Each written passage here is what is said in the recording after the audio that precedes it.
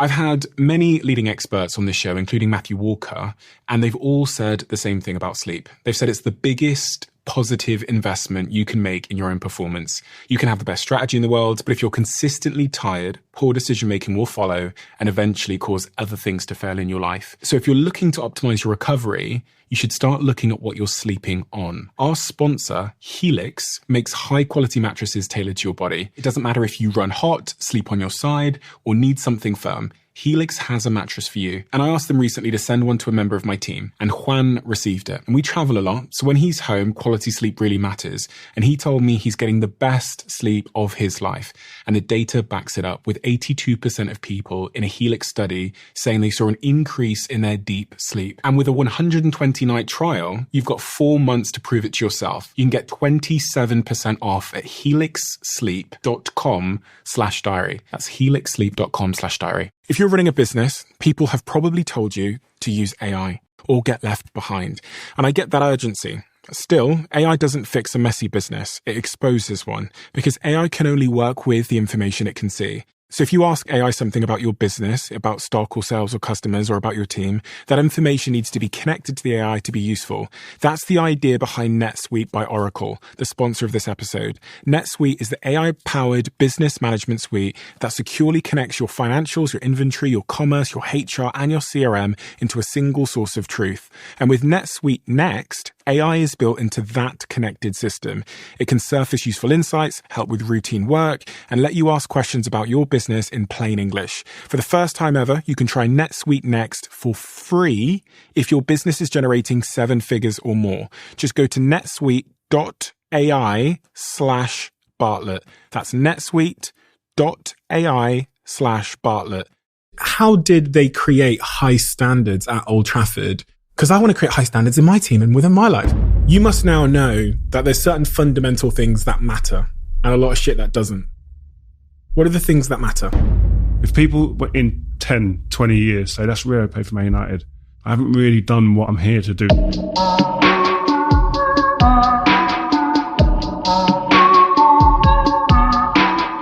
Do I even need to introduce my next guest? Rio Ferdinand, former football player, one of the most decorated English footballers of all time, and as a Man United fan, probably one of my favourite players of all time ever. And he's played alongside some of the greatest players ever, but he's also been managed by the best manager ever. I grew up as a Manchester United fan watching him, idolising him, and now he's my mate. So this is going to be a fairly interesting conversation. After retiring, he's become a sports commentator for BT Sport. He's become an author. He's become an entrepreneur. He's the founder of a charity, a foundation. He's a non-executive director, which we'll talk about today as well. And as you'll hear, he's also so much more. Some things that you probably wouldn't expect. He's also a husband and a dad. One that's experienced tremendous, unthinkable tragedy. Tragedy I pray that most of us will never know. Rio is a special guy, not least for what he's achieved on the field, but for who he is.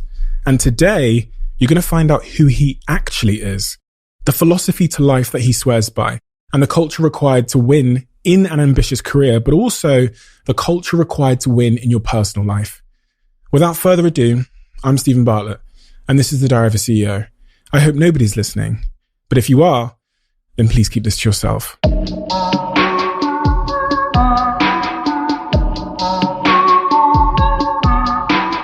I'm trying to find the right words to ask this question because it's one that I haven't been asked in previous interviews of you. But what are the key things that happened when you were very, very young that made you choose football as your future or enabled you to take that path? Because a lot of kids grow up in London, a lot of kids do a lot of things, they have a lot of passions, but for some reason, as I read through your story, football was this ballet as well, but football was the path that you chose to take above all other things? Yeah, it's a good question because when I was younger, I was into everything. I was running around on the estate. I was doing gymnastics a couple of times a week. I was doing ballet. I was obviously playing football. I was doing athletics. I was doing a drama class. Why were you doing all those things though? Because I just was interested in it all. I liked it. I enjoyed it. And my mum and dad were really, my mum especially, were really like, if you like something, go and do it. Try it. They were always like that. Go and do it. What's the worst it can do is you don't enjoy it. I used to do karate sometimes as well. And I got to a point, I think I was like 13 or 14 years old. And obviously my dad was having to come from East London. Obviously we lived in South London. He'd drive to North East London, drive home, pick me up from school, take me to West London to play football, back to dropping friends off on the way. It's hard graft. And in the end, I got to 13, 14 years old and my dad said, listen, you're doing a lot at the moment. You're going to burn yourself out. So let's just pick something that you really enjoy and you want to do and just go for it. And I was like, it was like an easy conversation. It was difficult in that I had to let down, I thought, and disappoint Central School of Ballet where I was doing it, which is a top school in London, in Farringdon. And I made good friends there, and the other stuff I wasn't too that concerned about it. But 3 or 4 years I was at the Central School of Ballet, so I'd got good relationships there. Told them I couldn't do it, and then went full throttle and full steam ahead with football. And it was the best decision I obviously made in my life in that sense. But I knew that was my passion. I liked the other stuff. I enjoyed doing the other stuff. There were good distractions from what was probably going on in my estate as well. Probably my parents thought like that as well. But football was just something that I got up every day from. When I knocked on my friend's house, borrow a shibble, let's go and play football, etc. So ballet, interesting one. A lot of people don't know that you did ballet, and by the sounds of it, you did it at a pretty good level. Yeah, I've done gymnastics at the London Olympic Games, and I didn't notice there were scouts there from ballet schools, or someone was watching, or a family friend was there, and they said, he looks like him. I don't know what I had or what I was, my posture or something like that looks good to be a ballet dancer. So I went there, and I wasn't really one for saying no to stuff. I was like, I'll try it. I'll try anything. And they said, and one of the reasons I was going to be able to get off my estate, meet new people, new girls maybe, as a young kid. And then it was in a different part of London, travelling. So I'd done it. It's funny, I read a tweet the other day which is kind of linked to something you said there, and it said, on the way up, say yes to everything. When you get to the top, start saying no to everything. Yeah. And it sounds like, and it's like, and I'm almost saying that as well when the conversation we're having now about like the stuff you're up to now. Try it. Yeah. Like, I always think this, what's the worst really that can happen? As long as it's not a health issue. I might fail. I might not be good at it. I might fail. Who cares? It's like with the boxing. I wanted to go trying to be from a professional footballer. Let's try and be a professional boxer. Crazy. Yeah. But what's the worst that can really happen? I lose a fight. My life goes on. That's it. So, but some people, they can't allow their ego to be squashed maybe at a certain point, or their pride, and they're sitting there as this macho person, and they can't feel vulnerable at any point. And when you try things, there is an element of vulnerability that comes with that, because you're opening yourself up, you're leaving yourself a bit wide open for criticism, for failure. But I'm not scared of failure. I never have been. I'm not fearful of it, and that's what I try and put in my kids. If you fail, get up and go again. People they trap themselves in their career and their sort of self-identity, because we were talking before we started chatting about like me trying to resist my labels. Now I've left Social Chain. They think they are an X, but from a very, very young age, and I'm kind of connecting the dots now through the rest of your life. And even now, you were a kid on the estate in Peckham, and that is an identity. That's not one that's also conducive with ballet. No, it's just such the different ends of the spectrum. Yeah. Like you just wouldn't associate one with the other. And again, I wasn't, we were speaking just as you mentioned before we came on here. One of the things that my mum used to say to me is that don't let anyone tell you what you are. Don't be pigeonholed. I mean, you go and find out and explore and find out what you are. And you've got to have experiences to get to that point. It's not going to happen overnight. It's not going to happen in your childhood, not in your teens. When you get to become an adult, you'll start working your way and finding out who you are and what you are. And I've always thought that. So going to a ballet school, I could have been ridiculed. My mates, I was one of the boys on the estate, but at the same time, I was confident enough that, oh, Rio, you're going ballet? Oh, laughing. I don't care. What? And I know I'm good at football. I know I'm the fastest runner on the estate in my age group. I can keep up with the older boys. What? Just because I go ballet, what? There's nothing wrong. Who are you? And to answer that question, your mum's telling you to go out and find out who you are. Did you ever answer that question? Not really. I think that question, you don't really answer it in the end. I think you're always evolving. It's like, for instance, it's something you said earlier that pricked my ears about, you said more or less the same thing, just in a different way, probably a more eloquent way, about not wanting to be pigeonholed. And like my aim in my life now Like, people think you've played football and you've done all these amazing things as a footballer. I've done really well at football. I acknowledge that. But slight understatement. But I don't, that's not enough for me. Like, my next phase of my life, I don't want to be remembered. When someone sees me, my success in my next phase of life is when someone sees me and says, that's Rio. Do you know Rio? And they mention something that I'm doing or I've done around that time. Not, that's Rio as a footballer. If people in 10, 20 years say, that's Rio, played for Man United, I ain't really kicked on. I haven't really done what I'm here to do, setting out to do, which is to evolve and become something different and make something of myself somewhere else. And I think my family were a lot like that. Whether my mum and dad were successful or not, they were always to us, make something of yourself, be something. Nothing, there's no barriers to that. So that's the way I've always I've thought about things. What if I said to you now, how would you feel if I said you couldn't ever do anything else and that, like, the football thing was it, and now I'd just laugh. I would laugh. It would make me laugh because I don't see barriers. Yeah. And I'm fortunate as well, by the way. I understand that I've got to a position where there are a lot of boundaries that have been kind of put down for me to skip over because of my career as a footballer. Yeah. And you're getting that now as someone who's been really successful in your field. So you see that colour and age, etc., get put to the side because we acknowledge what you've done. Yeah. And so we do sometimes have there's not as big a barrier to entry for certain things for us, but then you still got to go in and produce. You still got to go and prove yourself. And so even things like I've gone on the board now for a company, the Gym Group, as a NED. Oh, really? Yeah, which is out of my comfort zone because I like fitness, but I don't understand the business behind that and what goes into having 125, 180 sites and managing that. And there's a property arm and there's the commercial arm and there's a marketing arm, and that all coming together under one umbrella and having to manage all that and to be a part of those conversations. Like, that stuff is what I'm super interested in, that type of stuff, in the workings behind the mechanics of all these type of businesses in different industries. So that's what I like. Do you not feel out of your depth?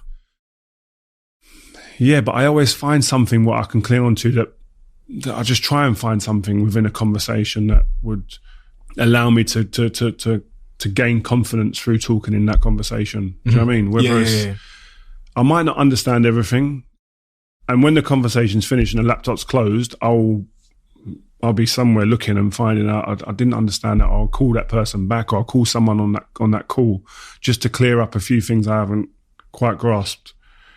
But there'll be something within that conversation where I feel that I can add some sort of value. I think all of that is a very, again, very synonymous as to why you're like even sat here today, because a lot of people in that situation would A, just fucking avoid it from the jump. Yeah. And then B, if they encounter something they don't understand on the call, they'll probably bounce then, or they definitely wouldn't inquire, because by inquiring, you're actually making yourself vulnerable. Vulnerable, yeah. Yeah. A lot of people don't want to avoid vulnerability, right? And being exposed. And it's so funny that the people that, from what I'm hearing from you, like the people that achieve the most success are the ones that are at some point willing to look fucking stupid. Yeah, you got to. Like no one gets to where they're going to get on the cleanest without a bump on the road. Yeah. You don't get, you have to have bumps in the road to be able to get there, to experience them vulnerable moments, so that when you are there, you know what it's like. And then you can drag people up with you. Yeah, yeah. And you become stronger with more people. That's how I always think. There's a lot of people want to get to the top and stay on the top of the mountain on their own and don't want to bring no one up. I don't agree with that. I'm always like, I want to share and help, and because that is the foundations of me being stronger for a longer period of time and can sustain success. But it is, I don't know, it's an important thing for me as well, which I'm never scared to do, is to ask questions. Like, it's the same thing with football. You don't understand something, what a manager's telling you or a coach is telling you, don't go away and have a bit of a blurred idea of what it is, because then you're going to be judged on that, not understanding and not executing. It's going to repeat. Exactly. So you want good habits, but you've got to understand what it is before you can create the habit. So that's why I try and always ask questions. If I'm wrong, if I feel I'm not sure or certain, I'll definitely ask questions. Isn't that crazy? You've achieved all the success. You're a football legend, and yet you're still voluntarily throwing yourself into really uncomfortable situations, which you don't need to be in. Yeah, in terms of finance, anyway. Like, you don't need to be, or in terms of like a status, you don't need to be there. And it's funny because there's loads of people that haven't achieved that will never throw themselves into uncertainty. But but again, this is probably why you're. But they're the here. ones that stay where they are. Yeah, exactly. That's probably why you sat here. They don't grow. They don't. Yeah. And all those people who will stay there, some of them are like, oh, I just want to stay here. But a lot of them they're scared to open up because of that vulnerability and them feeling silly if they're told, oh, you got it wrong. But it's not. I'm not like that. Everyone's on this earth for different reasons, isn't it? And some people happy just to be like, stay in a situation that they're in and be very happy just going along that road and no spikes or drops. I'd rather have a drop at some point, but I know that spike's going to come somewhere through being able to do the things we're talking about. In your group chat with your friends from your estate, I heard there's a group chat. You've been doing the research. I do research. I didn't need to research your career because I was there watching, but just, I was intrigued by when you said you've got this group chat with your friends from back home and stuff. And one of the topics of conversation is something that I talk about a lot on this podcast, which is there's a growing culture of like softness, dare I say it, and like avoiding discomfort. And also there's this crazy thing on Instagram at the moment, which is like demonizing hard work as if it's like, because of the mental health revolution we've had, and which is a great thing, and everyone's aware of the impact, of this thing called mental health. There's now this other thing, which is like, well, you can overwork and you can burn yourself out, and hard work. If I advise it as an entrepreneur, even though I've never met someone or had anyone sit in this seat who didn't work hard, then I'm somewhat toxic because I'm telling people that success and hard work are. Yeah. And it's like you're looking down on people almost like, and I don't agree with none of that. I've got to be honest. Work hard, man. That should be just an absolute normal ask of any person. And I always keep talking about my kids because they're a big part of my life. But that's all I talk about with my kids. When they talk to me about school, football, washing up, your chores, that's what's been one of the great things that we've had a lot of negativity about the COVID situation in this country, staying at home, etc., homeschooling. But one of the great things to come out of it for us as a family, these kids know their chores. And they're doing them properly. And that's why I say, do your chores right. Because them habits there will lead on to other things in your life going forward. Your football stuff, you won't take shortcuts. You're taking shortcuts there with your work, shortcuts with your football, shortcuts making your bed, shortcuts with your schoolwork, homework, etc. It will all be the same. I need high standards everywhere. But are you scared that because they've grown up in a different circumstance to what you had? I always have this conversation. Go on, yeah, it's true. You know what I'm going to say? Yeah, like I'm trying to instill that in them. How do you do that when they're living in like a really nice house and they've got... That is the guy who comes up with the answers for that is the main man. Right? Because it's so difficult. I was doing a podcast yesterday with Eddie Hearn. Oh, yeah. And he's like the generation my children are. So his father was well off, successful, and he was where my children are now. And he was saying like one of the things that he was scared of being that rich kid. Yeah. Do you know what I mean? And so he done everything not to go out and work and to go and have a hard working mentality and to be a success himself. Our friend Umar was the same. Umar is right, exactly. So Umar's live all three of them, by the way, are like that. All three of the Kamani kids. Do you know what I mean? They're exactly the same in terms of they've gone out they never had to work. Their parents would spoil them. And they've all knuckled down and said, yeah, we've been given an opportunity. Now you've got to go and execute. And they've gone and executed beyond belief. Yeah. And I see Mahmood, who's the owner of Boohoo. Of Boohoo, who's the father of Umar and the guys. And that's what I say to him, man. You must be so happy, man. What do you mean? Your kids, man, what they're doing, how hard they work, created these wicked businesses, but you gave them an opportunity. But what they've done with that, you can't be disappointed. He said, no, man. He said that for me to sit here and just see them, what they're doing, that's where I want to be, man. And it doesn't matter how much money you make or how big of a business. My success as a parent is that my kids get up every day, they got a work ethic, and they do stuff to the best of their ability. If they do that, whatever job they're in, they do that, then I think you've laid the foundations for a good life for your kids. Whether it's in, you talk there about having high standards being one of the really important things for your kids. This is something that clearly, was demonstrated when you got to Old Trafford and you joined Manchester United for that record transfer. But how did they create high standards at Old Trafford versus the other clubs you'd played at, West Ham and Leeds, etc. What was it they were doing that kept those standards so high? You then also talk about going to QPR and seeing low standards and a certain type of negativity in the changing room. But what was it that they were doing or not doing? Because I want to create high standards in my team and within my life. So good habits. Right. Every day, good habits. Whether it's punctuality, again, work ethic, attention to detail, intensity, when you're training on a training pitch, respecting each other. Like all those things they come together and it creates a culture at the club. And I'd been at West Ham, I'd been at Leeds, 2 very good clubs, great clubs. But they didn't have that culture which meant there was ability to win. But it starts from somewhere. Sir Alex Ferguson already won at Aberdeen, so he knew how to create that culture. He went to Man United, didn't have that winning mentality at the time when he went there. He created that. And it all stems, I always think great leadership is definitely what gives you an opportunity to be successful. And I noticed that throughout my career. And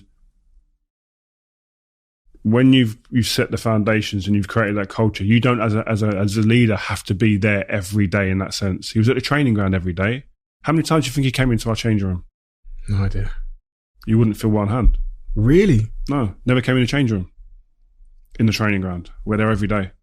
Because he knew that the culture was set, and then he had lieutenants like me, Giggsy, Gary Neville, etc., who were then filtering that down to any of the younger players or the new signings who didn't know the culture yet. And then those players became the culture leaders. And so it was crazy, man. And even, for instance, if he wasn't at the training ground watching training, the training intensity might drop that little 1%, 2%, but you'd notice it because the manager's not there. Because he wasn't in the building. Because you didn't feel him, that aura, that he could be on his phone making bets, which you normally would be, not interested in training, but his presence alone was enough. And it just made, when you look back and you think it's leadership is just key. And we were talking about investing earlier. Yeah. You don't investing in the leader. The people, yeah. The people. Like it's so important, I think. And I think every industry it's like that. Football's where I'm from and that's what it's like there. But I see since I've retired, that's replicated in other industries 100%. Isn't it funny as well with culture? Because you're right. What you said there is basically like something I used to think at Social Chain, which is if the culture is strong enough, new people become like the culture. If this culture is weak, the culture becomes like the new people. 100%. Do you know what I mean? You couldn't have put it any better. Yeah. And I'll give you an example. Like, and I didn't say it as eloquently as that when I was playing football, but Berbatov came to Man United. Oh yeah, casual Burbs. He was a wicked player, beautiful touch, sexy looking footballer, wicked. And before a big Champions League game, I think it was Barcelona, he just weren't working hard enough for the team. And I had the ball on this side of the pitch and I needed him to come over and help. Mate, he's just walking like, and I ended up just kicking the ball off and going crazy. What are you doing? Get over. What's that? Wait, when I get over, then we'll do it. And that's not our culture. At Barcelona, they play, they wait. That's their culture. That's not our culture. You want to play Barcelona away? Go Barcelona. Here, it's not the same. And if you don't buy into our culture, you won't be here long.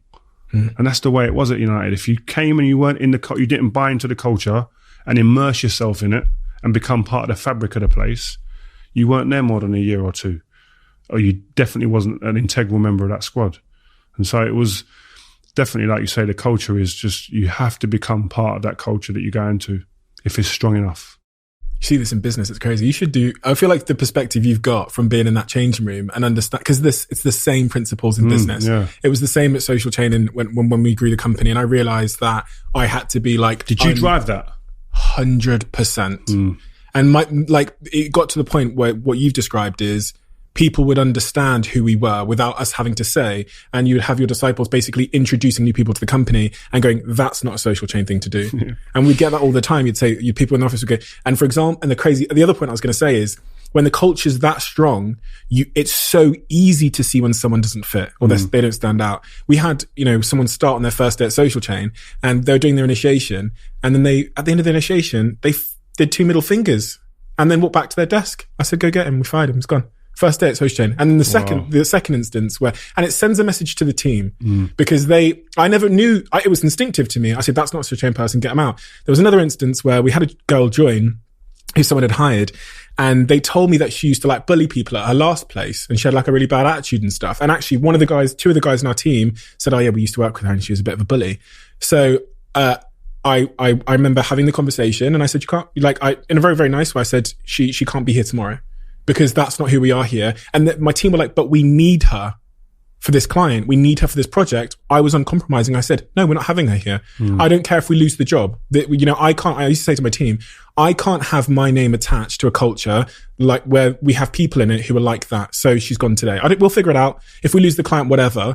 And it wasn't until years later that you hear the team come back to you and they say that moment where you weren't willing to let that person we needed in the team because they weren't right for the culture. The team said that to me. And that's exactly what I hear from you. I'm not blowing smoke up my own arse because I didn't realize but you've recognized that. It wasn't intentional. It was, I just wanted to enjoy my life and the company to be a really, really clear certain way. And I felt that that's what we needed to do to succeed.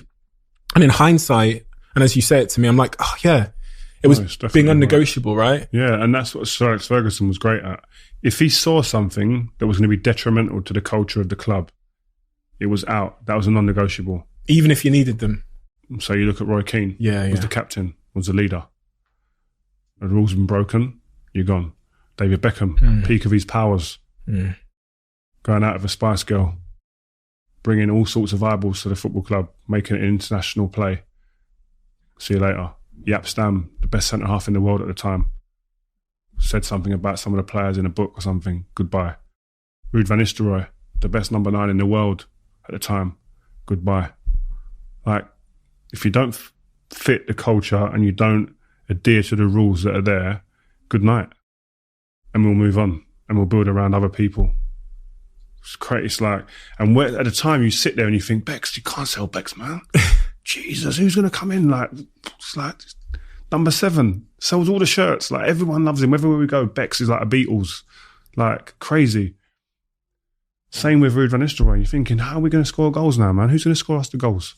Rooney and Ronaldo are really young, still inexperienced. But he had that belief and that vision just to like, it was the culture over everything.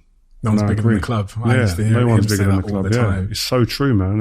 And again, like you say, that reverberates around the dressing room. Right, you better stay in line. You better just like live by the rules that are here already and stay part of that culture, the hard work, the intensity, the respect. And so that he would dig out the most experienced player who hasn't even done anything. And you'd sit there and go, what is he shouting at me for? But he was doing that to you because he knew you could take it, but the effect that it have on the young ones or the other ones. Do you know what I mean? So playing the mind games, man, I love it. It's good. But you only, the mad thing is, when you're in it, you're saying, you're talking about social chain, you probably didn't realise at the time. But when you sit back and you're outside and you look back in that bubble, you think, shit, man, yeah. That's why I didn't think about it, but that's why I'd done it. Yeah, and yeah. It was right. Yeah. And I'm right now, or I'm wrong, whatever it is. Do you know what I mean? And that's how we think about like certain things that Fergie done. You think, actually, he weren't just lucky, man. He obviously was plotting and planning that type of stuff. I wonder how much of that stuff was intentional with him, though, in terms of like, I'm sure he wasn't going in the back room and planning it. It's just like, surely it's just like who he was. And I sometimes think, you get managers that will come into clubs and they'll try and be like Fergie, but you can't, because you can't act for that long and that consistently. Because from what you're saying about Fergie, it's like, it's not like 4 things he's doing. It's 1,000 things he's doing consistently, which show his values, right? And you can't act for 27 years, whatever it is, across 1,000 touch points. So it makes me feel like how do you teach that? Like it almost feels like it was just instinctive to Fergie. Yeah, I think it was instinctive. That's just him. And don't forget his experience as well would have played a big part in that. He was at the club for like 26 or so years, 27 years. So there's a valuable amount of experience gained in that time. But I always look at it like when I went into the Man United change room, I sat there and just looked around and thought, who's good at what? And let me just take elements of these people and add it to my game and my preparation and my recovery. And that's what I've done. Ryan Giggs was great at recovery and preparation, done yoga and stuff like that. Took that out of his book. Roy Keane leadership, the way he demanded standards on a daily basis, Scholes's best levels in training every day, like all them things. I was just trying to be like little parts of different people, and then that allows hopefully for you to grow into a better person, a better player, etc. And I think that's the same with other industries and business. Since I've retired, it's like you go in and try and be like someone else, you're going to fail because you can't be like the original. But if you're taking bits from elsewhere, you might be able to get beyond that, what you see as the best, because you're getting more, you're taking more good things from that person, but then from various other people to build maybe past that. And that's the way I try and work with stuff now in my life. There's no one person that's going to make me the best at what I want to be. But a group and taking from everywhere, I've got a better chance. People never talk about the things that Fergie was bad at. Well, Roy Keane does, but other than that, I never hear people saying, and I've got his book somewhere knocking around as well, but you never hear players talking about some of the things where you think, do you know what? I actually think he would have been more successful if he didn't do that thing. Do you know, it's weird when people die or when people retire, you only remember the good stuff, really. Interesting. You only think about what their existence before becomes magnified, and they're built up even bigger sometimes.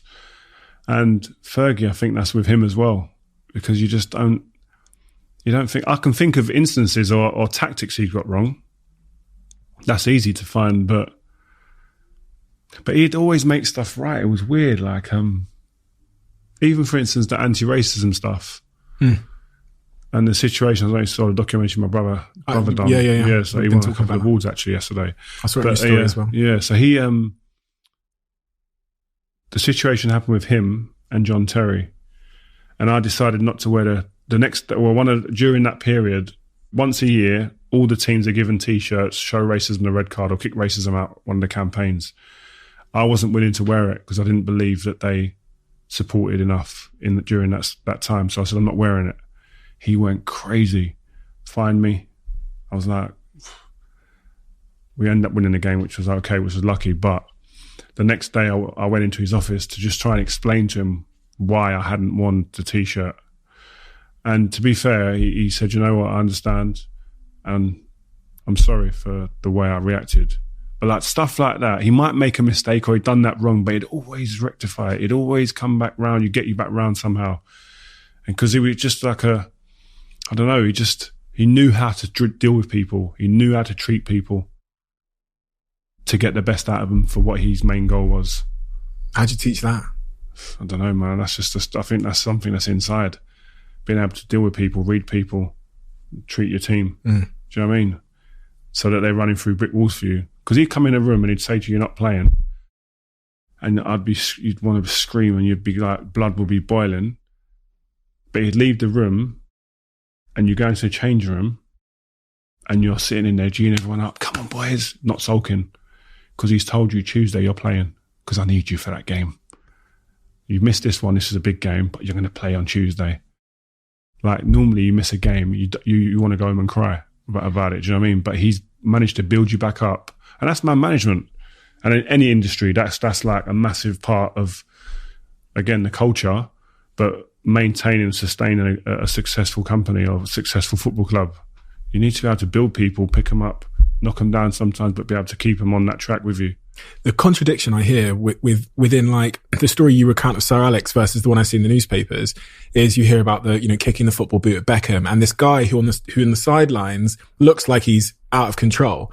But what you're describing is like super self-aware. Yeah, calculated. And he's actually pretending to be out of control when he needs to be. We used to talk about it all the time, especially me and Nemanja Vidic. And Vida's a deep guy, loves talking about deep stuff, gets deep into stuff. Yeah, he loves it. Like, I thought he was just a murderer. No, he just loves like the behind. How was he thinking about that, etc. We used to always talk about the manager, and like you look back and it's like everything he done was like calculated. Like the way he spoke on the TV, blaming the ref. So like, very rarely did he come on. He didn't come on TV and ever hammer none of the players individually. We could lose a game. And the referee would be the back page the next day. But he's taking the heat off us. He's making us think about it's not us. We're not down in the doldrums. It's because of the referee. That's dangerous sometimes because you've got your self-accountability. But there's enough self-accountability in the building But also the focus is over there now, not on us as a team. So we go again without that pressure. Oh, they've lost. They're not as good anymore. But the referee was the reason. Do you know what I mean? Just like, that's just like calculated. This is what I'm doing for the goodness of my team, and the betterment of my team is good, man. But people think anger, and like you were a player that wasn't afraid to shout at someone. I heard you talking about some of the players you gave a hard time, like Anderson, etc. What is still in the chat group, in the WhatsApp group? Yeah, really. Yeah. What role does anger play in leadership then? Because you see it in football, but if I were to start screaming at people in the same way that you did to, I don't know, Berber or whatever, imagine if I just fucking kicked this table and said to the team, what the fuck, the camera's not working.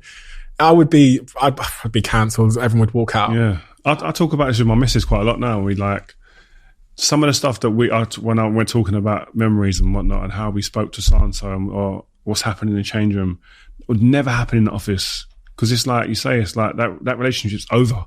It's gone too far. Whereas you could have a fight at football and then you're shaking hands and having a laugh in the shower after. It's so different. It's just a different way of working. But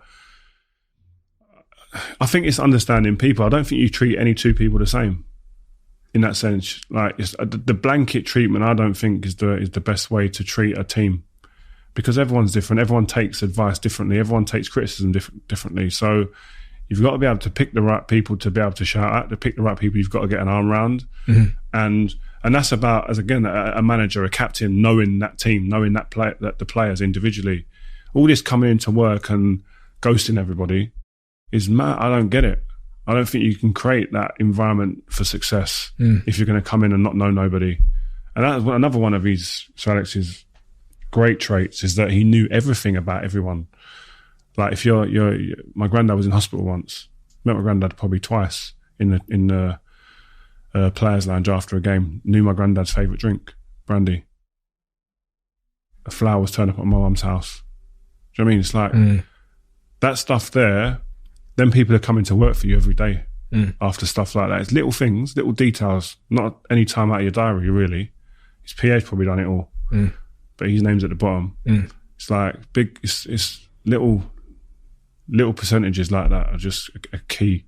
It's funny because those little gestures help you know that he does care about you, regardless of what happens on the training ground or in the match. Fundamentally, he cares about you and wants you to do well. And he's, you know what I mean? You're not enemies, you are in. So I think by him setting that as the foundation, it's clear that having that as a foundation allows him to put pressure on in the right places, it seems. Yeah. And you're not his mate. Yeah. Either. Well, really? No, you're not his mate. I speak to him more now than I did when I played. Really? Because there was that line. And that he felt was always needed to be there, that we can have a little laugh here and there, but in the end of the day, I'm the manager. You guys do your thing there and have a laugh, etc. But then there's that line you don't go past. So, but he just got it right, and I think that's down to experience as well. He would have learnt that, and a lot of the guys used to say he was even crazier before you guys came, when he was younger. So he's obviously worked, he worked out as well. The new generation of player couldn't take that anger and that craziness like the old generation. Like probably my generation was probably the last generation that you could do that with. The next ones, the younger ones, the Andersons, the Nanis, the Ronaldos, etc. That's not the way that they don't respond as well to that type of criticism and anger and aggressiveness. What was the angriest you ever saw him? Too many times. Too many times. Times when he kicked the boot at Bex's head was a and you were in there. Crazy one. Yeah, that was crazy. What happened? What was the angriest you ever saw him? Too many times. Too many times. Times when he kicked the boot at Bex's head was a and you were in there. Crazy one. Yeah, that was crazy. What happened? It was mad. It was funny, man. It was actually funny. I've got to be honest. I can't lie.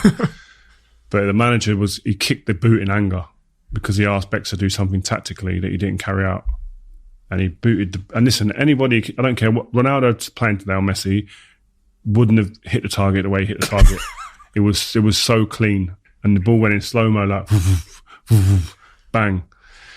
And it hit him in the head, and then obviously Bex was upset, got up, and I just remember the gaffer was devastated. You could see when you looked at him, he sat down, he was just slumped almost like that's not what he'd done. He kicked the boot for. He kicked it in anger and it accidentally hit effects in the head. So he looked devastated with it. But that was one. I had a few scrapes with him in terms of I didn't agree with things that he'd done a couple of times, and I was screaming, and he didn't take too well to it, and he lost it, and he just would go purple over the top of you and just spray you, screaming in front of you like that, like crazy. So, but he was he was never personal, which is why you respected it, and it kind of always was washed away, because you knew that deep down he just wants you to do well. Do you know what I mean? It wasn't vindictive. It wasn't personal. Just do what I'm telling you to do, and you will win. I heard you say that culture isn't there now. It's all friendly now, isn't it? Yeah. Everyone's mates. Everyone's like, for instance, everyone's mates and commenting on each other's posts on social media. So you're more attached to someone. You're more involved with someone. Whereas before, I would only see certain players twice a year, home and away. So I've got no attachment to you. So to me, have a bit of venom or to go at you a little bit was normal. And I've got no qualms about doing that, because I ain't going to see you again. Don't care. I might see you at England camp or something like that, but I don't. That's like 3 or 4 times a year. So we're colleagues. Exactly. We're not really matey. Whereas now, in the tunnel, they're all shaking, cuddling. Yeah, man, comment on your post the other day. It's very different. I'm not saying it's bad, but it's just different. Is it bad? So I don't know. It's just like it's different. So going into battle, into a game, I've got no emotional ties or no social media ties to anybody. So there seemed to be that bit more. I don't know if there's more passion before to now, but it seemed to be like there was. Yeah.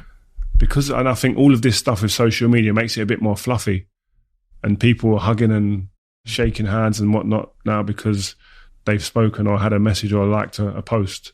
Very different. Me and my friends in my Manchester United chat, when one of the observations that we have all the time is like, why has everyone been so nice to each other? And I remember last week there was a tweet went out from one of the United press people, and it was just a quote of something Harry Maguire had said on the field, and he'd basically screamed I don't know, Rashford or someone else, and he'd said like, get fucking back in line or whatever. It's like trending on Twitter. Because you don't see it. Because you don't see it anymore. And then also, love him or whatever, but watching Ollie fist bump the managers with a smile on his face, we've been grown up as United fans with Fergie would look fucking furious to even have to look at the opposing manager, and it just feels different now. And then we look at where we are and how we're performing in the big games, and we're not winning like we used to, and we're all saying, that we're becoming like Arsenal or something. But everyone always like clings on to the history in it and the past. Yeah. That's the problem as a football fan. I'm the same. Like, you just want it to be like it was before, please. But it's never going to be the same. It may be a successful or even more successful one day, but it will never be the same. So our expectation level sometimes just have to change a little bit.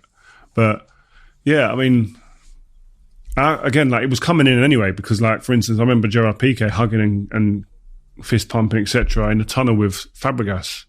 And we were mad rivals with Arsenal at that point, like Pizzagate and all that stuff. And he got hammered after that, Piqué, in our change room. What are you doing? Before a game, we were sitting there chatting, or would make fun of him a little bit. There's 2 different ways you ridicule and get someone in line, either humour or being firm. And he probably got both. But you could sense a change coming. It was coming. And obviously social media, I think, has accelerated that, definitely. Ed Woodward as well. There's a lot of controversy surrounding him at the moment, again, because for better or for worse. Have you had him on? No, not yet. No. It'd be good. Yeah. When we can travel a little bit more, we'll I think he'll come on. But I remember hearing the story about the exit treatment that you had with him, and I wondered if you were still somewhat bitter about that. I heard one of your last games at the club, and he comes into the training room and tells you that you're not going to be playing for the club anymore. You didn't get your send off. Yeah, of course. I think there's nothing that anyone could tell me that wouldn't make me feel that was the wrong way. Would Fergie have done that? No. In Fergie's era? No. He'd have told me before the end of the season, because he know what it means. But the difference is that Fergie was a footballer, and he knows what it means. He knows what it is to be able to say thank you for your support, etc. Just have that little runway to a send-off. Now, listen, I understand not everybody can have it that way, but if you know and you've got the opportunity to give someone the best possible route out of a situation, you give it to them. And my situation, I think it was, you could see down the line from a month, 2 months before that you knew what was going to happen with me. So give me the opportunity to have the best possible send-off, given the time, given the relationship that I built with the club. So that was my only discrepancy with the whole way it worked out, because it wasn't like, oh, actually a knee-jerk situation, knee-jerk decision. So, but I think, listen, Ed knows how I feel about it, but we've moved on past that. I speak to him on the phone about various different things anyway, and we meet up sometimes, so it's cool. But those small moments, that's an isolated incident. But that isolated incident is attached to a wider philosophy. In the same way that Fergie had this like wider philosophy of like, you know, sending your granddad the flowers, and that's attached to a wider philosophy. So although that's just one instance, I think the risk that I would see, and when I hear things like that, is I think, well, that same philosophy of like not really caring, being that empathetic, has got to be popping up in other places, right? Like, 100%. And that, again, we've said culture about 10 times already in this conversation. Yeah. But that's part of a culture. Yeah. Like, there has to be, like you say, compassion, empathy, respect. As a family, right? Like, that's what the club was. And that was the way I used to explain Man United. I left Leeds, which was like a family. I used to say, this is a smaller version, without obviously the success, but a smaller version in terms of the people here, been here for 30 years, 40 years, 20 years. My dad used to work here. My mum used to work here. Like, it's a family club. Man United was that when I was there. My fear is that it becomes something else. Some of the waiting staff, I had a box at Man United. And it's funny, this is a staggering thing for me, because you don't think, the waiting staff in the box are going to notice a cultural shift at the club, right? But they would tell me, they said to me, you know, when Fergie and David Gill were here, it was different. I'm like, how did it touch the waiting staff that served me? Because they know all their names. Yes, that's what they said to me. They know all their names. They had a relationship. David Gill had a relationship with the person giving me a steak, and I just thought that was staggering. That this, you know, and you think about how strong the culture must be and how important it must be for the waiter giving me some chips to be like, it's different now. The dinner lady at the training ground, I actually spoke to her on the way here. Funny enough, just me a voice note. But the dinner lady, Carol, she could have banter with the manager or David Gill. Like, first name terms. Banter that had been spread over a number of years so they could go back and have a proper back and forth. He knew the name of the groundsman. But it was like, and if I'm at Man United now, that is the part where I'm going. That has to be recreated. Bring that back. Because that's a strength. Like I said before about strength in numbers. That's the foundation of the football club. People come in that place and think, oh my God, they're all Man United here. They all feel part of it. That creates... Does that start with Fergie and David at the top? Yeah, I think it has to. And that's what I look back on things like that. And like, you speak to any of the people that work there, that was a big part of it. Because everyone thinks it's the first 11, the team, the squad, the first team that play. That's Man United. It's not. It's the fans. And it's all the people that work behind the scenes to enable that first 11, that team, that squad to go out there and perform. If them people out around that aren't working, that's what the manager used to say. All these people, the kit man, the physio, nutritionist, the dinner lady, etc. These lot help you, enable you to be successful. So don't forget that. Do you know what I mean? And all those people have an expectation of the performance, and like they all become winners. Like, as a United fan growing up, I was like, we win. Yeah, 100%. And you know, as a fan, I was like, yeah, no, we come and we win. And then at some point when Fergie left, I'm like, I'm not so sure really what happens sometimes. Yeah. And you know, that crazy thing Fergie had in the last couple of minutes of every game where you thought, we're going to fucking win this. There's only 2 minutes left. But somehow... But you know, like all the things I just mentioned there about the club as well, that is a byproduct of success as well. That becomes easier. It's like a self-fulfilling cycle, right? Exactly. When you're winning, it's like everything. When you're successful and you're winning, everything's kind of runs smoothly, doesn't it? Yeah. And then obviously when things start to go a little bit wrong, you see so many more bumps in the road, so many more splinter groups come out and start pointing the finger, etc. So I just think that it's keeping it, getting that culture right and getting the people who feel part of the club, and then you win with that as well. There's no better kind of... And you've got to defend it, right? You've got to defend the culture again, because the culture is the thing that made you win. Yeah. And so you might get some, you know, big... people getting too big for their boots or whatever, or distracted.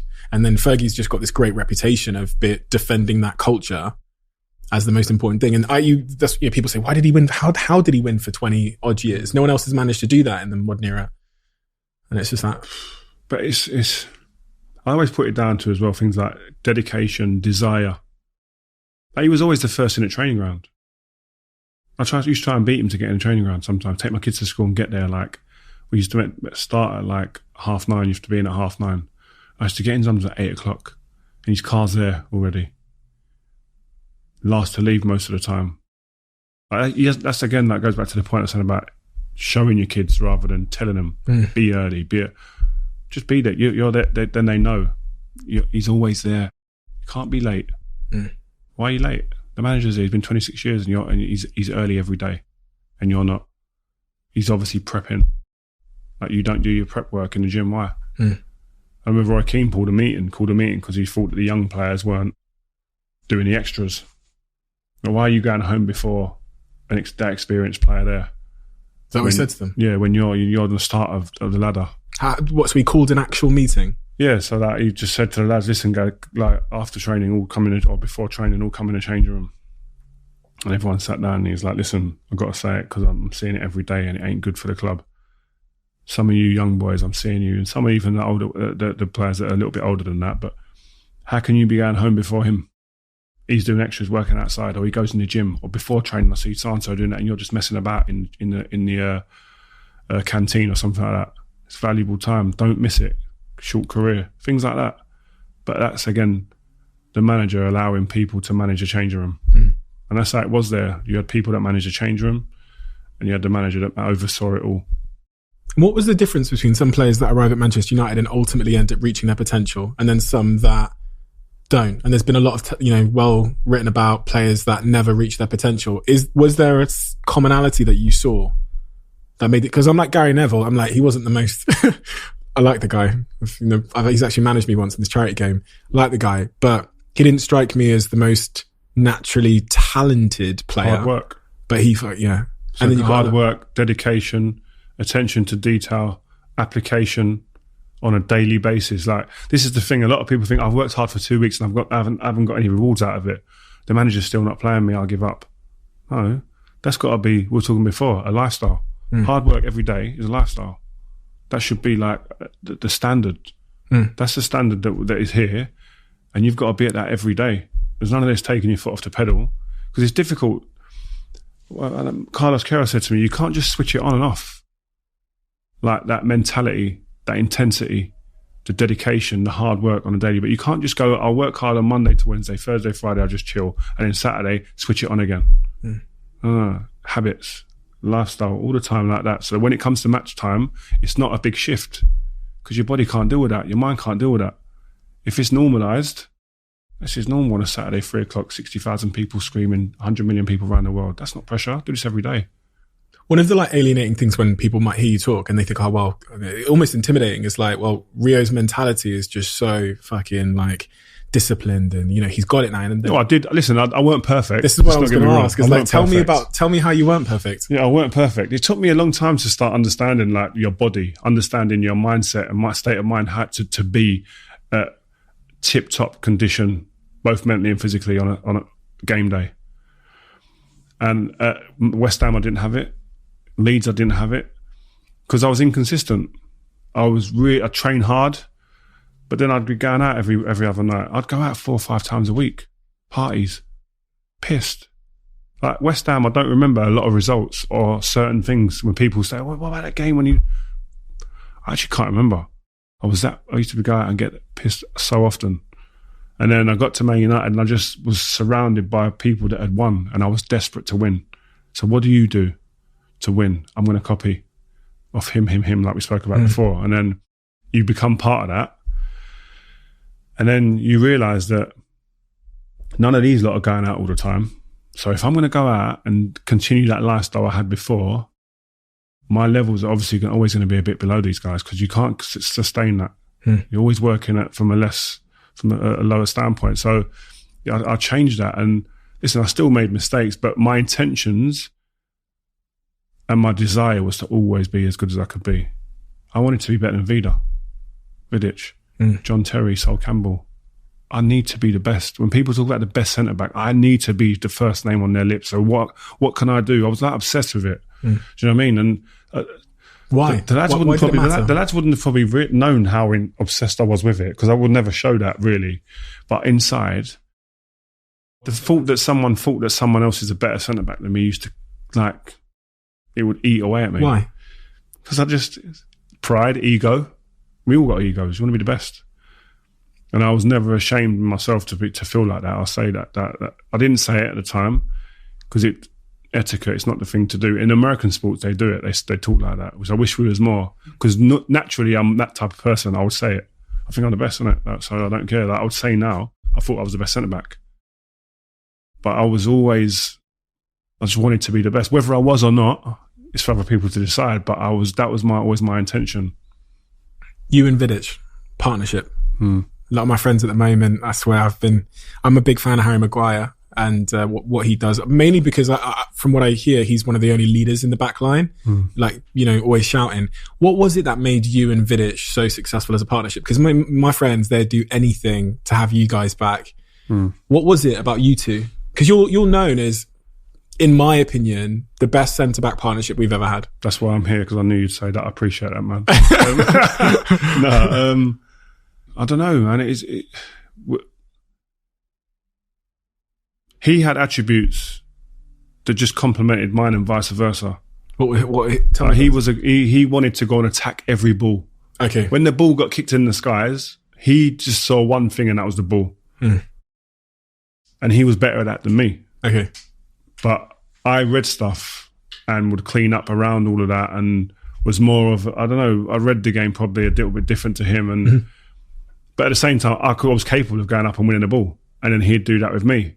Whether he was as good at me at cleaning up or not, for other people to decide. But like, I don't know, we just complimented each other. And what it was, there was a pride about our defending, us two.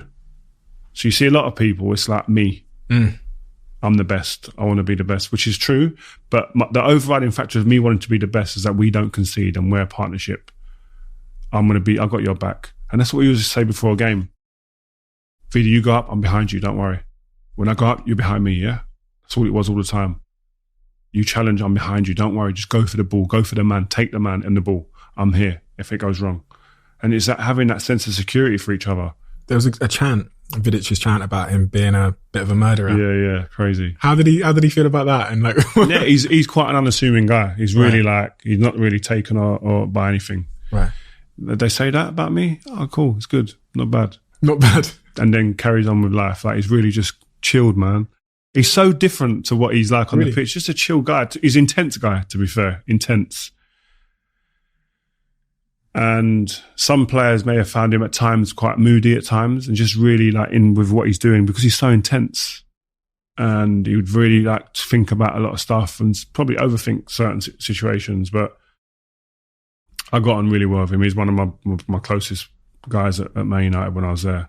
You still talk to him now? Yeah, I talk to him now on the text and stuff. He's living in Milan at the moment. Oh, really? Yeah. One of the things that has happened since your playing days is there's been a huge rise in the conversation around mental health. Wasn't a conversation back then, really. Even for me growing up, that didn't know what it meant. I'll be completely honest. I thought mental health was someone goes crazy. Psychiatrist. Yeah, just in a straitjacket or something. That's why we always thought it was. That's all the depiction of someone that's lost their mind. And we've come to learn about it in a much different way now. We view it as a sort of intrinsic part of health, but everyone has mental health and it can sit on some kind of spectrum, right? Based on what happens. I was wondering back then, like the players in that dressing room, they had mental health then, they had mental health issues and stuff then, but I'm guessing it was never addressed. It was never talked about or... I'd done a documentary on BBC about like grief and bereavement and stuff. And obviously mental health is a huge part of that. And I got to understand mental health through that journey of making a documentary and understanding that when I played, again, mental health was not a thing at all. And it was never considered. There was no compassion. And if you acknowledged your mental health and started to talk about it as I have problems or an issue, you was then seen as a weak link. Whether it was spoke about or not, it was there. That would be the case. That would be how you would see that whole situation. And so no one then talks about it through fear of being called the weak link. And I look back now and think, yeah, definitely, if we would have been more open, or if we had had today's thought process about mental health, we would have got more out of certain players, definitely. Really? Yeah, because Louis Saha, for instance, what a player. Yeah. Unbelievable footballer. Had injuries, but along with the injuries, that brought a mental health problem for him.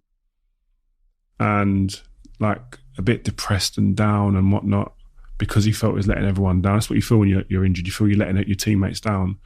And it's hard to deal with sometimes, especially if you just keep getting little injuries and you come back, you go again, you come back and people start, oh, he's always injured. Mentally, he's not strong, is he? Don't fancy it. And as a player, you know them conversations are going on, so you start thinking about that. And when people see you, think he doubts me anyway. And so that mental warfare that goes on, it could be sorted out through conversation, acknowledging certain things. But you're taught in a macho dressing room that talking is seen as a weakness. Back then, I think there's big changes now. Like you say, the narrative now is very different. So you'd like to think it's changing, and clubs are more aware of that. I remember watching that documentary. I think I remember where I was when I watched it, because it really, really hit me. And like, I don't watch a lot of TV, but also it's quite hard to make something impact me. But because you were so vulnerable, as someone that I grew up watching as a kid, and you were able to be emotional, it really hits you in a completely different way.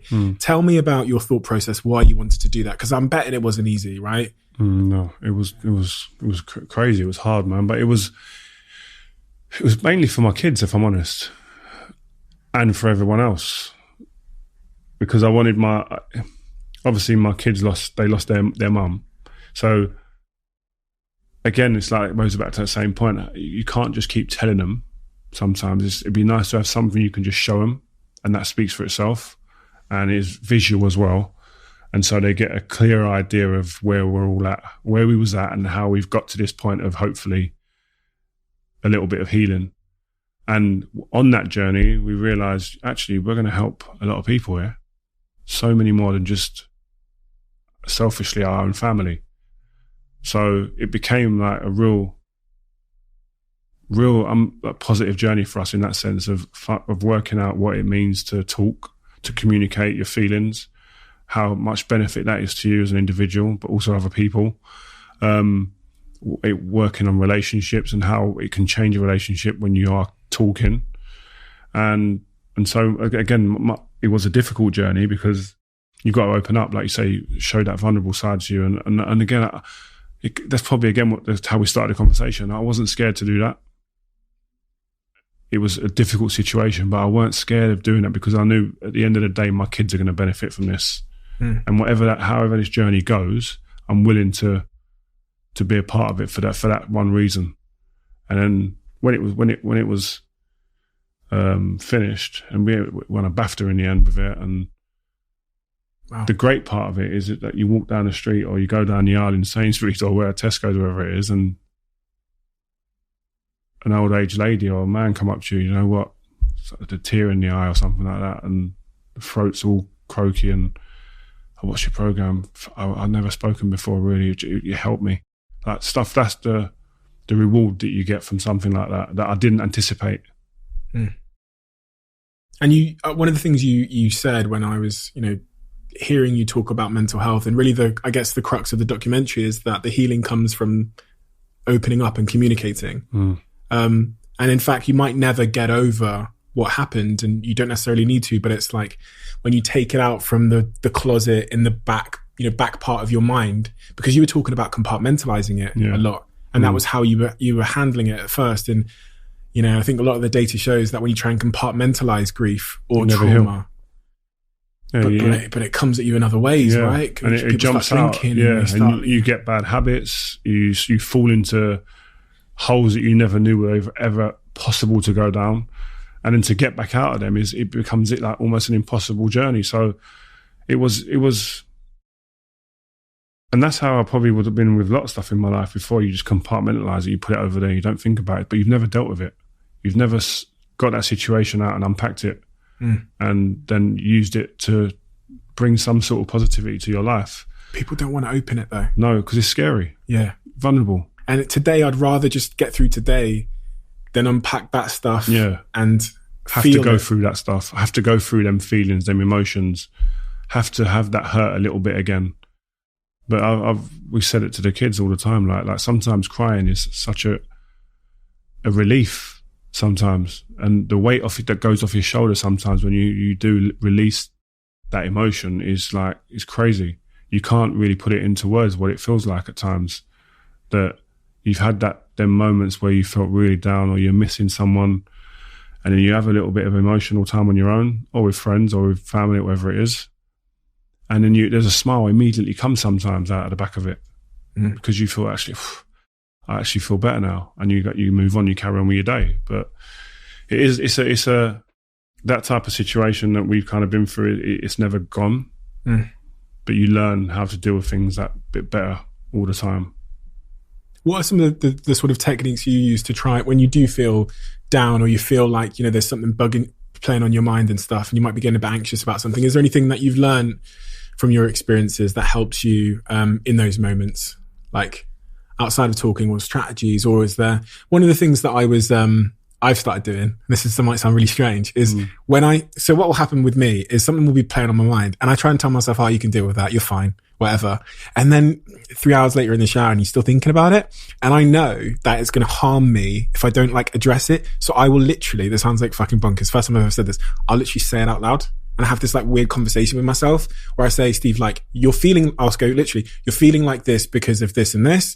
And yeah, it's making you feel a bit it's making you feel a bit bad at the moment or whatever. But then I try and reason with myself as if I'm talking to someone else. And it has really helped me.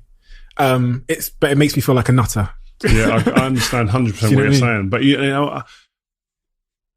I'm fortunate I've got an unbelievable wife who I can talk to. Communication is a massive part and where I've improved in my life, 100%. So that conversation you're having there, I'll have with my wife. And I'm lucky. How's she helped you with that? Oh, massively. I don't probably tell her enough, but what she's brought to my life in terms of being able to open up, to communicate, not only with her, but with my kids now. I speak to my kids in a different way now in terms of, because I know communicating and letting them show their feelings, trying to just always, if there's a situation that's, for instance, Mother's Day just gone. Obviously in my house my mum passed away, and the babies, their mum passed away as well. So Mother's Day and then Kate's a new mum. So there's so many dynamics in the house on that one day. The emotional kind of energy in the house on that day is through the roof. And so to manage that and to make it a day where everybody's enjoying it and happy and celebrating Mother's Day that's a task in itself. But talking to the kids, we had a conversation on Mother's Day at the table. We was eating food and stuff, and it was my little boy was I said to him, you don't post anything on Mother's Day, do you? And he's not an emotional poster anyway. He just posts about what he likes, like football and stuff and whatever. So he's like, yeah, I was actually thinking of doing it this Mother's Day, but obviously because I wasn't sure what to do with Kate and Mum, so I didn't know what to do. And it was Kate almost I think she started crying really, because I don't want you to feel like that. Post what you feel. Don't worry about no one else. Just post what you feel, because no one can tell you what you feel, and you're not going to disappoint anybody. Do what you feel. Do you know what I mean? And it's those conversations I would never have had with my kids before, because I wasn't in that zone. I was always very again compartmentalized, very closed, but emotionally zero coming out really. But that was conditioned because my dad was like that. Oh, right. So, and we talk about that in the doc as well. My dad was very, very, he wasn't open with his feelings really, and old school, very old school West Indian man. So that follows through generations. So yeah, the talking is and communicating with the kids and Kate, and she's the one who's really brought that since I've met her in that sense, and I'd never be able to thank her enough for that. Just that one element, let alone the other stuff that she's brought to the table. You just said you don't talk to her, and you think you might not talk to her enough though. I don't tell her enough, maybe. Wow. What do you mean? I tell everyone else, like all my mates know, like she's been unbelievable for us. She's like, oh, you don't tell her, but I probably don't tell her enough sometimes. Right. And like, sometimes I have conversations, and I'll go, yeah, but I told so and so, like you was like, you done it, and she go, oh, you told them before me, right? Which is crazy, really, isn't it? You should really just tell that person. Why don't you? I don't know. It's the old me still about. Really? Probably, yeah. Probably the old me still about. I don't know. And sometimes a bit like shy, not shy, but embarrassed maybe. I don't know. To say that, yeah. But I should. I will. I will. I'll send you the clip. You can just let the clip do the talking. She'll see this one and she's going, why didn't you just tell me? Like, yeah, it's true. That's incredible. As a guy that's single, and has struggled for various reasons. Am I? Sorry, yeah, no, not you. So yeah, as a guy that's single and has struggled over the years to get into a relationship because I've been busy. Well, this is what the bullshit I tell myself. What is commitment issues? Is it? Well, my parents. So there's a slight issue from my childhood where like my mum and dad used to scream at each other all the time. So I just learned that relationships were like prison because my dad would sit there passively, my mum screaming in his face, and I just learned that as a man, when you get in a relationship, you're in prison and your freedom's gone. And I'm someone that now like really doesn't want to give up my freedom. And whenever I get close to that commitment, I feel the fear, which clearly comes from my childhood. But what are the things that you know, as a guy that is super successful over the last, couple of decades and now is running businesses and chasing a bunch of other ambitions that you have, what are some of the things you've learned about how to have a successful relationship as a busy guy? One of them is communication, I guess, but... Yeah, communication, but I think time management is massive as well. Really? And yeah, time management, like... And Kate's helped with that as well, like managing your diary. Like I'm busy, I've got a lot of stuff on and that I enjoy and I'm passionate about, which is key. But I'm as passionate, if not more, about my family as well. So managing that diary to make sure you've got quality time and you've got enough time with your family, but also, you're going to work is so key. But also the time when you're there, be there. Okay. Do you know what I mean? Like I speak to a lot of guys who are managers, a lot of my friends are managers now. And that's why I'll never go into management, I don't think. Because as a football manager, you have to live it, breathe it every minute. Like that's the same in business, but I don't know, with football, I just find it's quite different. We're talking about the way that people talk to each other at football. It's different to an office. Mm-hmm. There's elements that are probably different as manager, I feel. But as a football manager, you're at home, you're having Sunday dinner with your family, but you're not there. Yeah. You're thinking about logistics. You're thinking about the nutritionist. Does he sort things out with the players? That player, is he going to be fit this week or not? I need him fit. That player just got injured at the weekend. I can't believe it. Thinking about how am I going to replace him? What formation am I going to play? The other team have got a formation. They played different at the weekend. I need to watch that video. I need to watch that for that 90 minutes. They played 2 games last week different. I got to watch them games as well. That's without thinking about like doing your team talk and doing your tactics on the training pitch and setting up your training sessions for the week. Without thinking about any, and so when you're at home, you're not home. You're not there really. You're physically there, but mentally you're not there. You might as well not be there.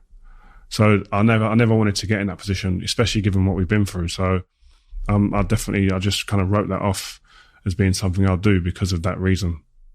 And we were talking again before we start recording about your real deep desire to make sure that football isn't a thing that you become known for, right? And I find that fascinating, but like, it's a big mountain to climb, right? Like to get known for some of the things you're doing now, you're heavily involved in business, you're investing, you've got 5. What are these, what we talked about focus as well at the start of your journey, deciding that it wasn't going to be gymnastics, it wasn't going to be, ballet, it was going to be football. Yeah. What is it now? So that's what I mean. That situation, that scenario is almost replicating itself now. I'm in that space right now. So when my dad said to me, Rio, what do you want to do? Make a choice. I've retired, and the last 4 or 5 years, I've been working out what I'm going to do. I'm trying this, I'm trying that. I'm not scared to try this, I'm not scared to try that. If it doesn't work, it doesn't work. But then I know I'm not. That's not for me.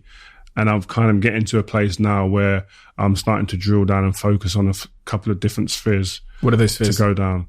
So the 5 YouTube channel. Yeah. And creating that football hub, that football place to be.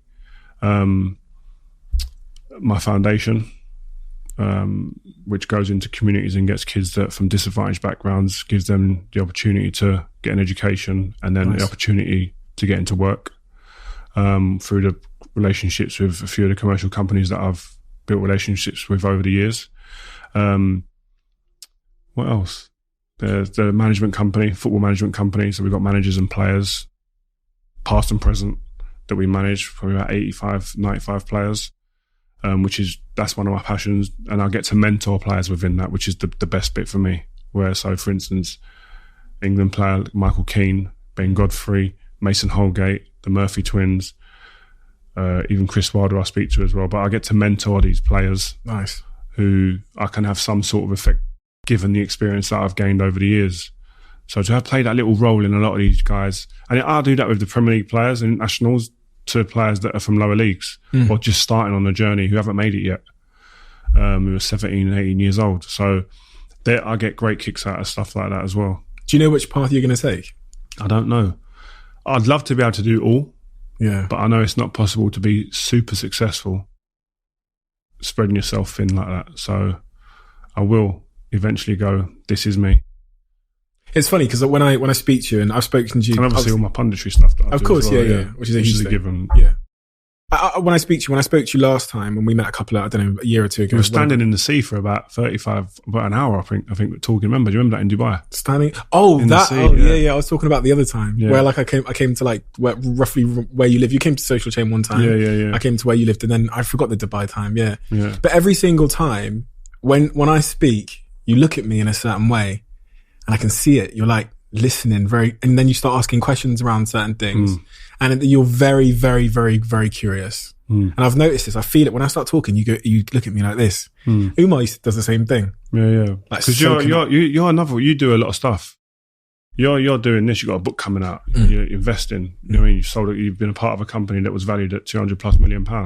Like, you're doing so much stuff. There's a theatre show you're doing or whatever you mentioned before. So there's so much stuff that you're doing. You're spinning plates. I find that exciting. How the fuck are you doing that? Like, I want to know. I don't want to know, like, sometimes it's not even about what you're doing for me. It's how you're doing it. Do you know what I mean? Like, even the podcast, I'm looking at your equipment. I'm looking at your equipment. Do you know what I mean? Like, I'm just like, all little things like that. I love it. So I don't know.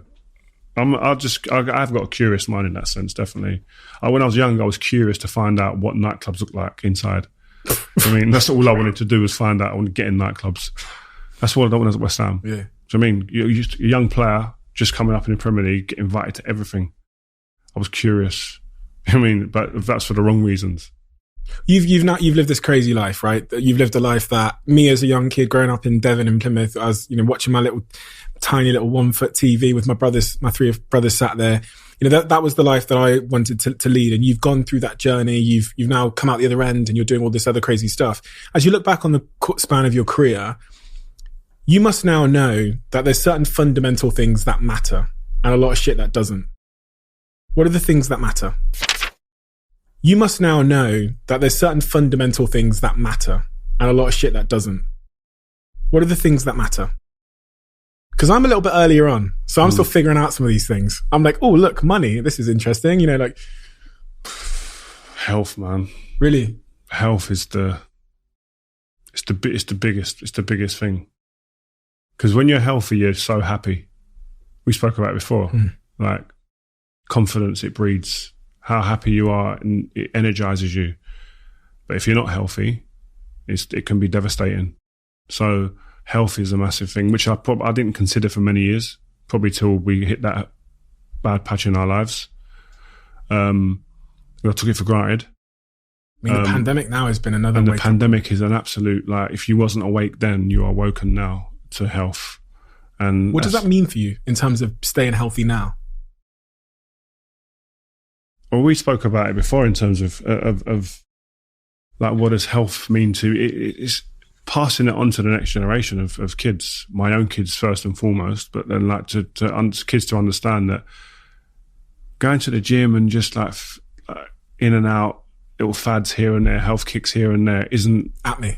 Yeah, you're talking about me. It's not a lifestyle. Yeah.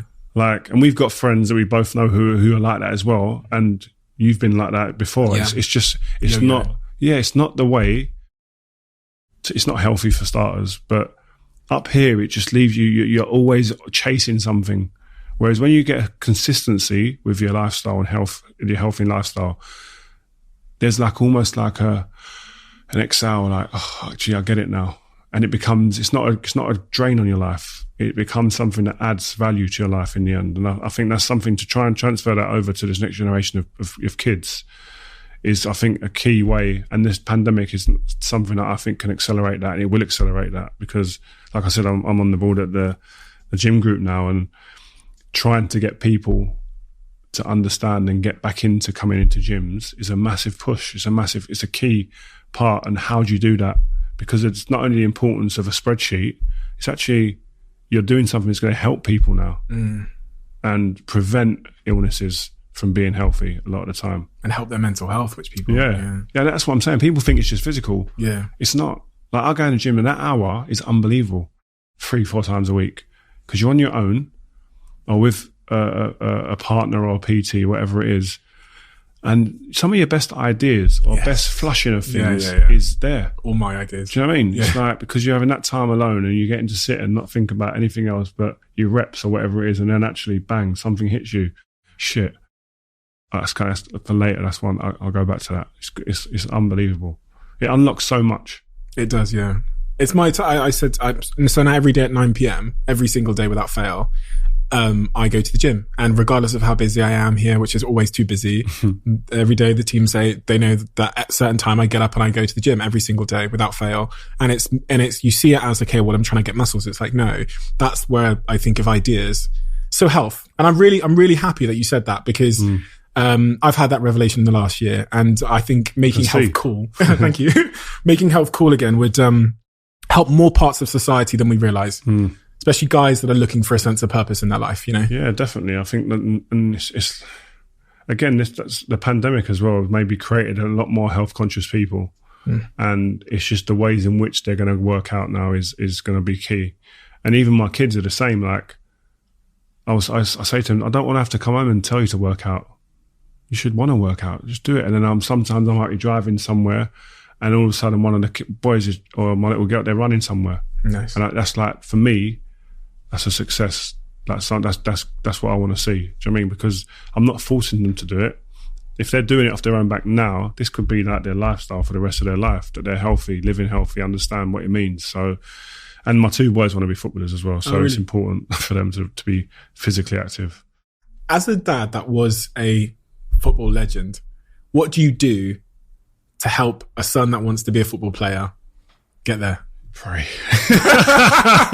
I pray every night and just say, please, man, let my kids be players like every other parent. I'd give everything for them to play football and be like top players. Seriously, man. But if they don't, this is what I always say to them, but there ain't pressure. If you don't make it, I don't care. It's life. I would love you to be, but if you don't make it, it's fine. You do something else. One, unfortunately, is a centre-back like me at the moment. And why, unfortunately? Because then he'll be judged against me more. If he played a different position, like my other one's a goalkeeper. Okay. Fine. So no one's going to say, he's not as good as Rio because he's a goalkeeper. You know what I mean? So, but they're both playing now. They're both at clubs, so they're happy. The biggest thing, they're enjoying it, which is great. So it's a basic answer, but it's so true. Do you know what I mean? They're doing something that they enjoy, that they want to get up out of bed every day for, and that's all you want. And it goes back to the same thing. When you're there, you better be working. I don't want this, like, if a manager comes to me and they're doing the appraisal of your performances the last 2 months, or they do it every quarter, they come back and tell me that you don't work hard enough, you ain't going. Because it's embarrassing for yourself to hear that. But is there anything that you can do? Can you like call someone and be like, give my kid a chance? And because that's how always I thought it was. Like, yeah, but every footballer's kids would have been players then. It's true. Do you know what I mean? Yeah. It's like saying that your child is going to be able to build a £200 million company because you have. Yeah, it's true. I mean, it's just not, it doesn't happen because there's so many variables that can affect that. So, I guess all you can do is just try and give them some lessons. Yeah, it's definitely some advice. Yeah. And it's like when you become a parent, it'll be the same. Your kids don't want to hear it from you. You're their dad. Yeah. They don't want to hear all of this from you. You're their dad. They'd rather hear it from the Sunday league coach who's got no qualifications and listen to him. And I'm sitting there looking at my son like, do you realise what I've done? what I did? Why you're here? And you're not listening to me. You're not taking my advice. It used to kill me, right? But then, really? And then I realised it's more about just giving them the tools from a mental perspective to how to think and live like a professional. Do they know who you are? They do. It's weird. My son said this to me the other day. He said, Dad, until I got FIFA, I didn't really know how good you was, you know. I said, what do you mean? He says, like, you're a legend on FIFA, the game. So now I know, obviously, I see your stats. They're sick, Dad. They're sick. How old is he? He's 14 now. But like, it took him, he probably said only like about till 2 years ago when he started playing FIFA. He realised, said, oh, Dad, you're like, yeah.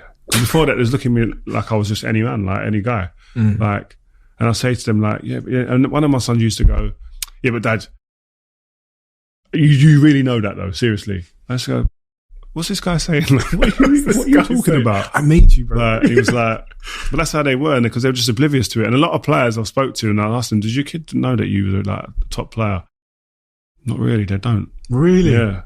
You must want to sit them down and show them some tapes, no? Yeah, but then you don't sit there and do that. It's like almost like they've got to go and find it. And that's what they've done now since, obviously, they go on YouTube and look at stuff and they go, Dad, you actually... Not bad. People saying, like, it's you or Virgil van Dijk, so who's better? And, like, Virgil van Dijk is sick. Like, and you're sitting there going, yeah, well, you make your mind up, then you better be backing your dad. Who is better, you or Virgil van Dijk? I'll say me, innit? Plus, he's Liverpool, so I can't support that. Who is the best defender in the world, in your view? Right now? Yeah. Yeah, it's Van Dijk. You think it's Van Dijk? Ramos? Yeah. Ramos, his age is obviously...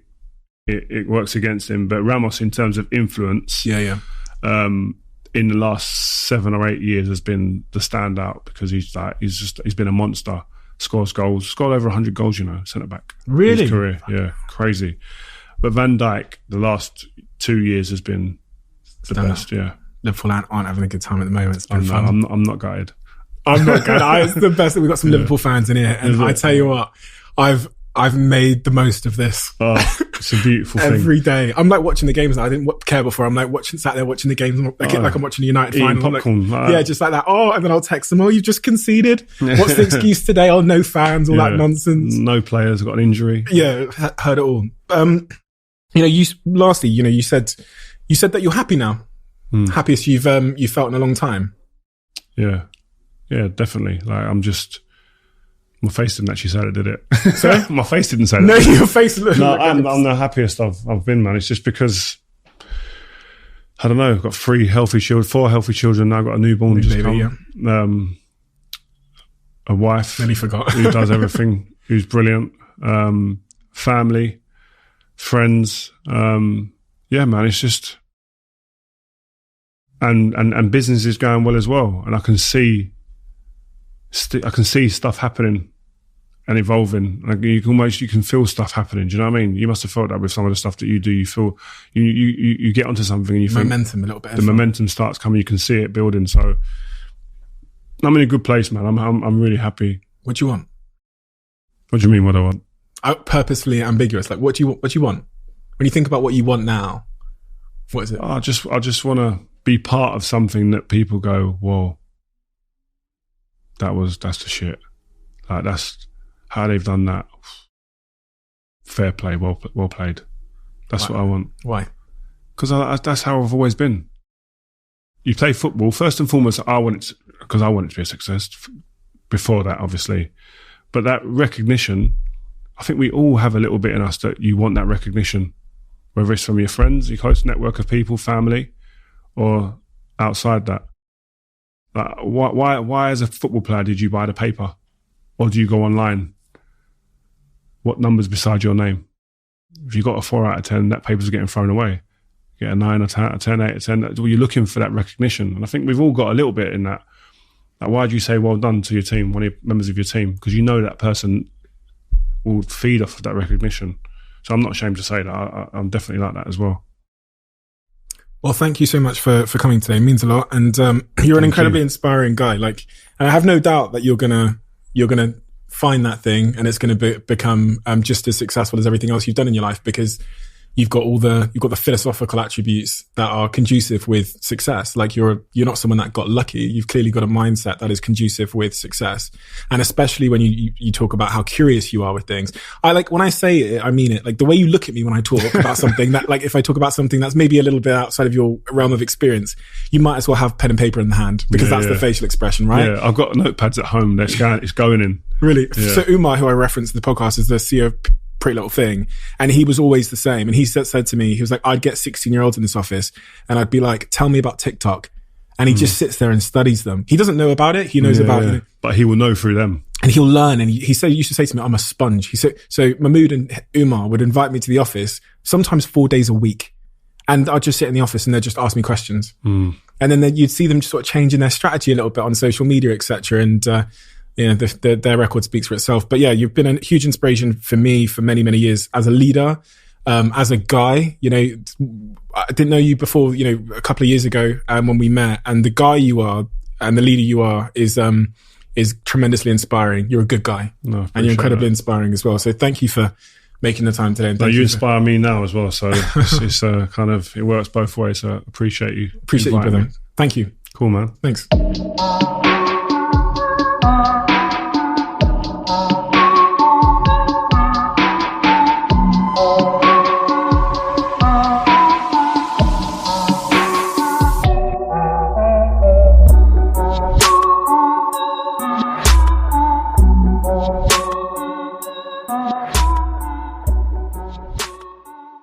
If you're running a business, people have probably told you to use AI or get left behind. And I get that urgency. Still, AI doesn't fix a messy business. It exposes one because AI can only work with the information it can see. So if you ask AI something about your business, about stock or sales or customers or about your team, that information needs to be connected to the AI to be useful. That's the idea behind NetSuite by Oracle, the sponsor of this episode. NetSuite is the AI-powered business management suite that securely connects your financials, your inventory, your commerce, your HR, and your CRM into a single source of truth. And with NetSuite Next, AI is built into that connected system. It can surface useful insights, help with routine work, and let you ask questions about your business in plain English. For the first time ever, you can try NetSuite Next for free if your business is generating 7 figures or more. Just go to netsuite.ai/Bartlett. That's netsuite.ai/Bartlett.